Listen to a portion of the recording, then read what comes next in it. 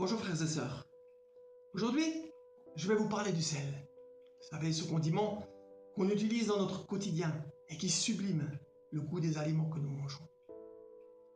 Le sel, il est une représentation de Christ en nous. Parce que quand Dieu est dans notre cœur, eh bien notre vie retrouve sa raison d'être, retrouve un sens. Elle a de l'avenir, elle a de l'espérance. Et c'est Christ qui lui donne cette saveur. Et c'était aussi cela qu'il avait dit à l'époque à ceux qui avaient reçu sa lumière et qui l'avaient suivi sur son chemin.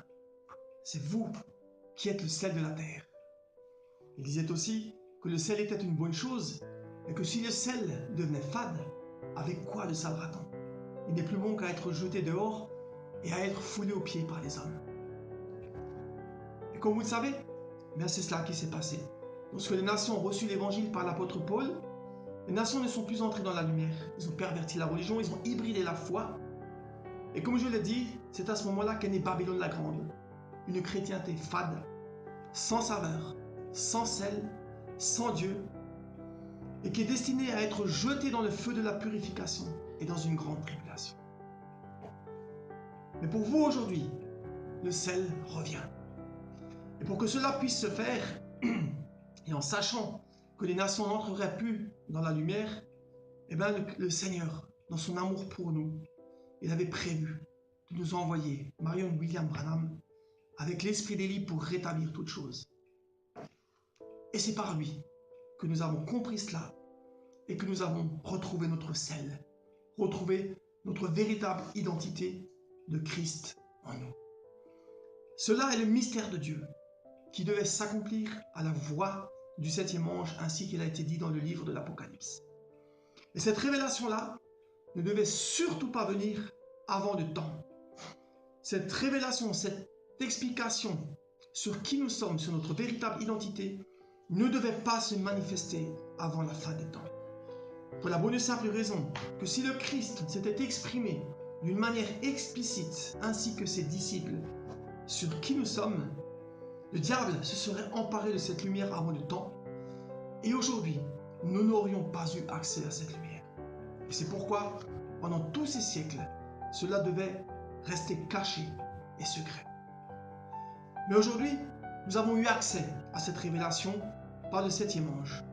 Et maintenant, l'heure est venue, et ainsi que le Christ l'avait annoncé, de prêcher la bonne nouvelle du royaume à toute la création, parce que c'est après cela que vient la fin. Ainsi donc, les fils de Dieu maintenant entrent dans la lumière et la reçoivent en eux par révélation. Et cette lumière les fait se mettre en marche et fait qu'eux aussi renoncent à tout ce qu'ils possèdent pour suivre le Christ. Parce que la foi, sans les œuvres, est morte. Et c'est de cette manière que le Christ a vécu sa foi et que les disciples, eux aussi, l'ont vécu.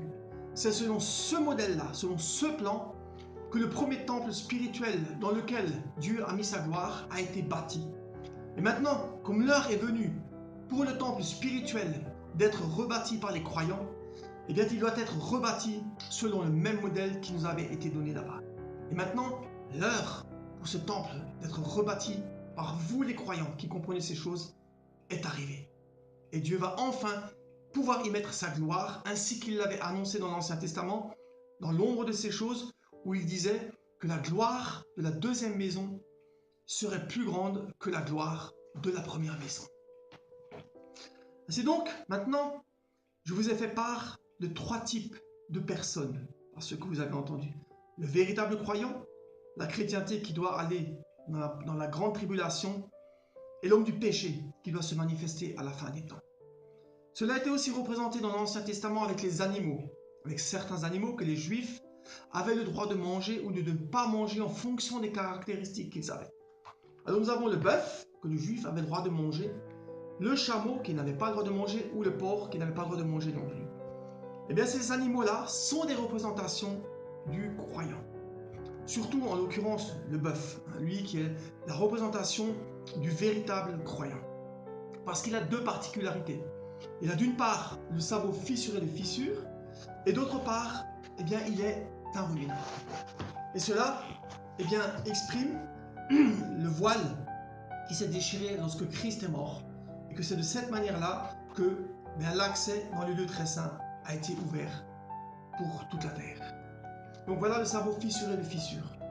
Et le bœuf est aussi un ruminant. Lorsqu'il broute l'herbe, bien qu'il l'arrache et qu'il l'avale, cette herbe-là qu'il mange, elle est fade, elle est sans saveur, elle n'a pas de goût. Et là, la rumination opère en lui, et quand elle remonte, elle libère en lui toute la saveur de l'herbe. Et c'est ce qui se passe pour le chrétien, qui a reçu la lumière de Christ, qui est entré dans le lieu très saint en suivant le chemin de Dieu. Et bien cette rumination en lui, sur les Écritures, eh bien, lui font comprendre d'une manière divine les interprétations de Dieu au sujet des enseignements qu'il avait donnés. Parce qu'il a mangé la parole de Dieu, elle n'avait pas de saveur, quand il l'a lue, elle était fade, et tout à coup une compréhension extraordinaire monte en lui sur ce qu'il a lu. Voilà la rumination du croyant. D'autre part, nous avons maintenant le chameau, qui lui représente le chrétien mi-figue, mi-raisin. Celui eh bien, qui lui aussi se nourrit de la parole de Dieu, la mange, et qui reçoit aussi les compréhensions sur la parole de Dieu. Par contre, les compréhensions qu'il reçoit ne sont pas issues eh bien, d'un esprit pur, parce que lui, il n'est pas entré dans le lieu très saint. Il n'est pas eh bien, allé de l'autre côté du voile, où il sait qui il est, en ayant aussi après suivi le chemin du Christ. Donc, les compréhensions qu'il va recevoir sont un mélange de l'esprit de Dieu et de l'esprit de l'homme, donc quelque chose d'impur. Le porc, lui, il est la représentation de l'homme du péché, le fils de la perdition, qui viendra après l'enlèvement. Parce que le porc ne rumine pas. Donc lui, la parole de Dieu, c'est vraiment pas quelque chose qui l'intéresse du tout. En revanche, lorsque les fils de Dieu, dans la gloire de Dieu, eh bien, vont expliquer ces choses à toute la terre, cette lumière-là qu'il observe et qu'il voit et ce qu'il entend, il s'en emparera ensuite. Et il dira lui aussi qu'il est Dieu, mais sans révélation, juste par imitation. Et c'est pourquoi il n'est pas pur. Cela avait été aussi dit autrefois par le Christ lorsqu'il disait que quand le blasphème du Saint-Esprit viendrait, il ne sera pas pardonné ni dans ce siècle-ci, ni dans le siècle à venir. Voilà le blasphème du Saint-Esprit. Tout homme qui dit qu'il est Dieu, sans que cela lui a été révélé et que cela lui a été donné par rumination, est déclaré impur par le Seigneur. Et voilà le blasphème contre le Saint-Esprit. Cette évidence, cette réalité, était autrefois exprimée lorsque Lot était dans Sodome et Gomorrhe avec sa famille. Souvenez-vous que lorsque l'ange est venu là-bas au temps du soir, parce qu'il avait vu la méchanceté des hommes, eh bien il avait supplié Lot de sortir de Sodome et Gomorrhe et d'aller jusqu'à la montagne sans se retourner. Sa femme, elle, s'est retournée en arrière et est devenue une statue de sel. Cette statue de sel que la femme de Lot est devenue est la représentation de l'homme du péché, du fils de la perdition, qui va aller dans le temple de Dieu, qui est dans le ciel, et se proclamer Dieu. Et c'est à ce moment-là qu'il se transformera en statue de sel, parce que le sel est la représentation de Dieu.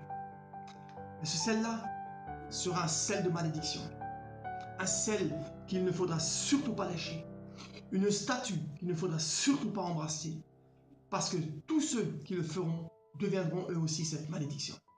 Par contre, comme vous le savez, tous ceux qui refuseront de se prosterner devant le 8e roi devront accepter d'être mis à mort, parce qu'ils auront refusé de le faire. Voilà, frères et sœurs, aujourd'hui je vous ai fait part de ces enseignements de Christ sur le sel. Je vous remercie encore de m'avoir si patiemment écouté. Et je vous dis à très bientôt pour une prochaine vidéo. Merci à vous.